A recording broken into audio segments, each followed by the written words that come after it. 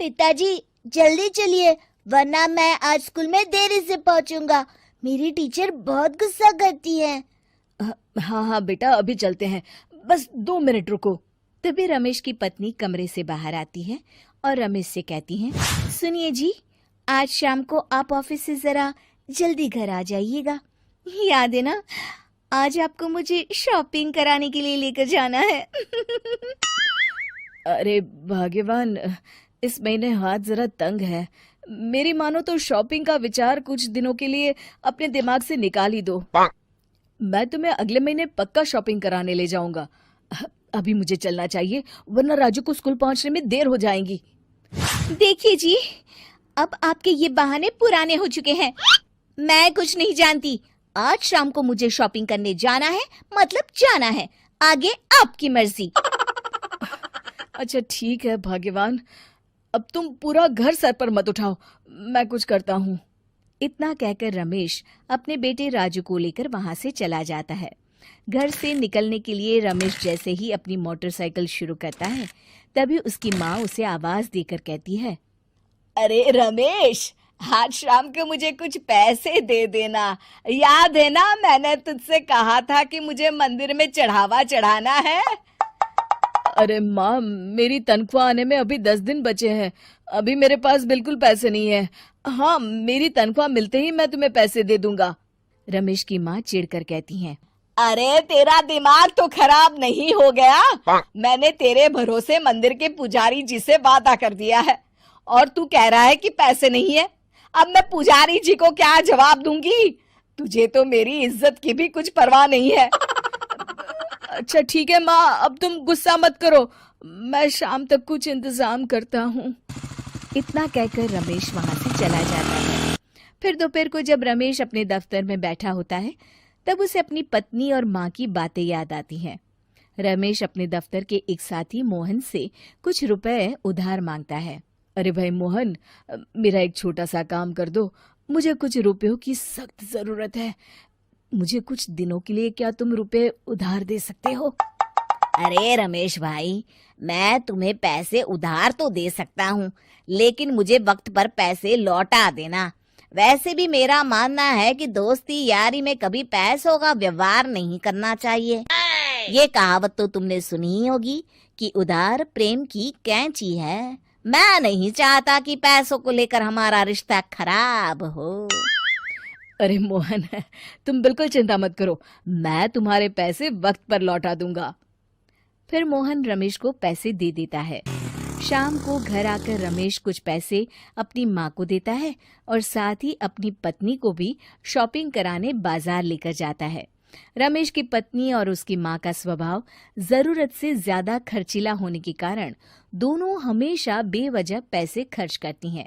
फिर एक दिन, सुनिए जी, अगले हफ्ते हमने छुट्टियों में कहीं बाहर जाने का प्लान बनाया था। आपने पैसों का इंतजाम कर लिया ना? अरे अभी कहाँ, अभी तो मेरे पास बिल्कुल पैसे नहीं है। हम कभी और चले जाएंगे।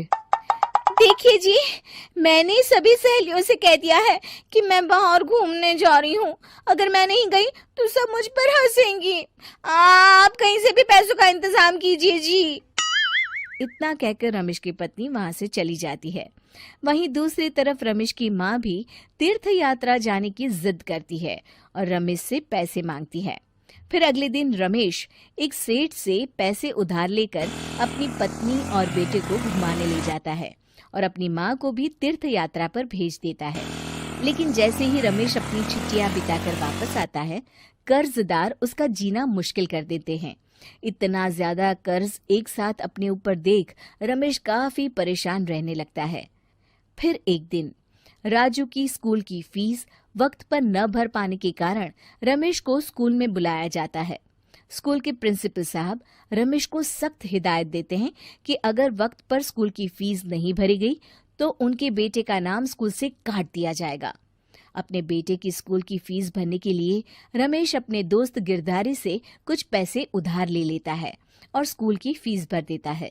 रमेश की माँ और उसकी पत्नी खर्चे और घर की जिम्मेदारी संभालते संभालते धीरे धीरे रमेश पूरी तरह कर्ज में डूब जाता है और तभी एक दिन दफ्तर में काम करते समय रमेश की तबीयत अचानक बिगड़ जाती है और वो बेहोश होकर गिर पड़ता है।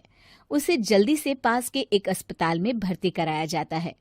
रमेश के घर वालों को ये बात पता चल जाती है तो वे सभी अस्पताल पहुंचते हैं। अस्पताल के डॉक्टर साहब उन्हें बताते हैं, देखिए, देर रात तक जागने और जरूरत से ज्यादा काम करने की वजह से इन्हें चक्कर आ गया था। बेहतर यही होगा कि इन्हें कुछ दिनों के लिए पूरी तरह आराम करने दिया जाए।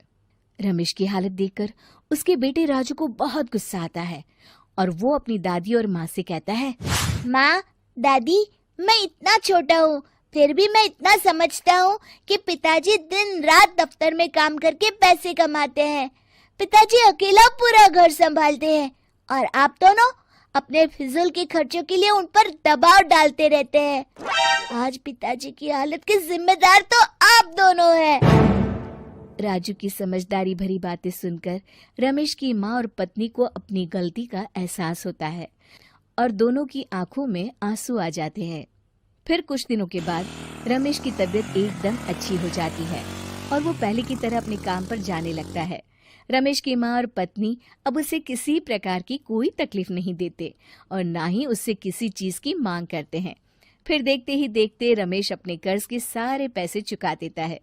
उसकी जिंदगी पहले की तरह अच्छी हो जाती है और वो अपने परिवार के साथ खुशी खुशी रहने लगता है। शिक्षा, हमारे रिश्ते एक तराजू की तरह होते हैं जिसकी दोनों ओर जिम्मेदारी और समझदारी का वजन बराबर होना चाहिए।